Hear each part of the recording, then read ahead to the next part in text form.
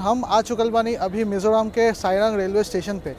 यहाँ से हम जाते नहीं गुवाहाटी। तो भाई आज हम ट्रैवल करते हैं train number 15610 Sairang Guwahati intercity express में। यहाँ हमारा कोच नंबर B2 बिल्कुल सही टाइम से हमारा ट्रेन के डिपार्चर हो जाले। एंड जैसे ही हमारा ट्रेन निकल है ना, हम जाके देखा नहीं कि हमारा को पैसेंजर मजाक करा था गेट पे। एंड एक बार नेक्स्ट हॉल्ट बा भैरवी। अभी सीट पे बैठ के हम इंतजार करनी लंबा वाला ब्रिज के। ये ब्रिज के देख के काफी गूस बम्स वाले, बिकॉज ये ब्रिज तिरंगा के रंग में रंगल बा। एंड साथ ही साथ एक हाइट कुतुब मीनार से भी ऊंचा बा। एक बाद पहला टनल आवाले और जैसे पहला टनल निकल है ना, हम चल जाने अपन सीट पे।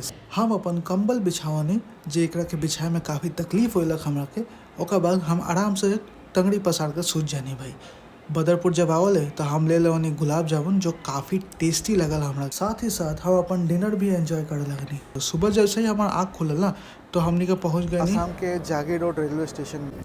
तो भाई जैसे ही जागी रोड से ट्रेन निकलल है ना, हम गेट पे खड़ा हो जानी और नज़ारा एंजॉय कर। काफ़ी दिनों के बाद हमको मिलल झाल मुड़ी, जगह के हम बिना देरी किए ले लेवानी। एंड हम खा के एंजॉय करने झाल मुड़ी के। बहुत अच्छा लगल झाल मुड़ी खा के। बिल्कुल सही टाइम से हमनी के ट्रेन पहुँच चले गुवाहाटी रेलवे स्टेशन।